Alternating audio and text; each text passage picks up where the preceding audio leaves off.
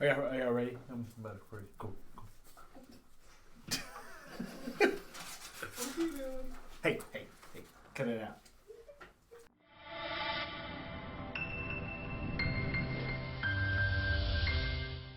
Hey guys, welcome to Recharge Online. Hopefully we'll see what happens on Monday. Maybe this will be the last time we do this online.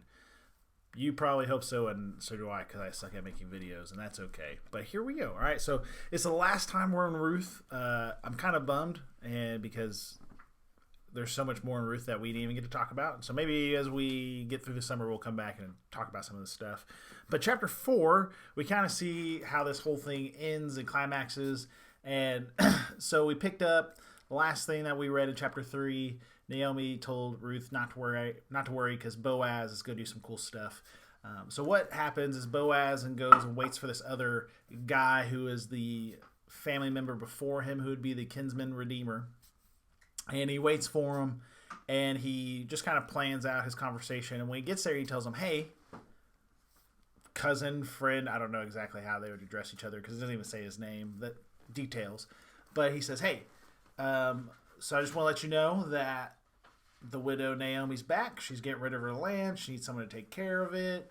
And it's up for grabs. You're ahead of me, and so I just want to let you know. And the guy's like, heck yeah, I totally want it. It's mine. Get out of my way.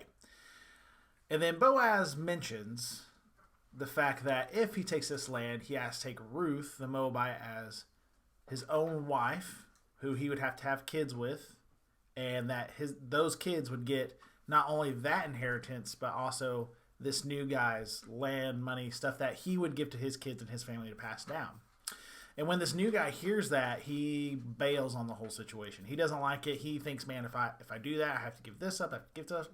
And he's thinking about purely himself, his land, and his own particular family. And so he actually bails on this. And so from everyone, he takes off one of his sandals. I'm not 100% sure what that means. One, because I walk around barefoot most of the time anyway, and I don't understand it. But he takes off his shoe as a sign of him giving something over, so that if he ever came back and changed his mind and said, I want the land back, Boaz would hold up his shoe and go, no, you gave me your sandal, we're good. And so in front of everyone, Boaz says, you've seen this, and the elders, the leaders of the community are sitting there watching this. And so at the end of it, after all this incidents that we see in this little section, the elders and the leaders of the city call for blessings on not only Boaz, but mostly on Boaz's family, with that he will begin with Ruth. The blessing is, and the prayer is that Ruth will be able to have many kids to keep the name of Melimelech to keep growing and growing and growing. And then we get to the really cool section, which is just verses 13 through 17.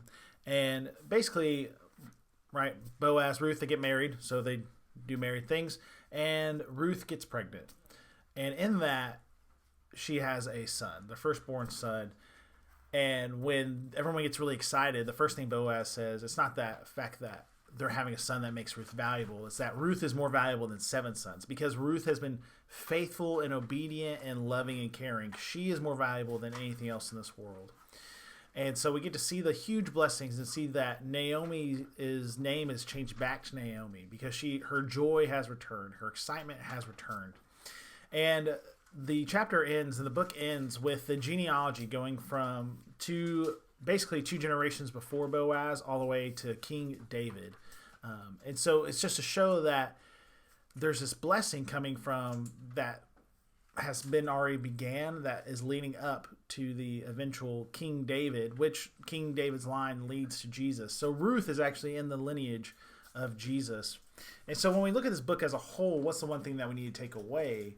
It's that we have to believe in God's plan. Even when we don't see what's before us or behind us, God always has a plan. God is using certain things that are happening all around us, whether it's good or bad in our opinion. That is actually kind of somewhat irrelevant, because God is using the growth and the pain and things that's happening in those moments to glorify himself, and we get to be a part of it. And the question that kind of comes out of this is, do we want to be a part of God's plan? If you look on Sunday morning as we go through the book of Esther, that's something that we tackle a lot.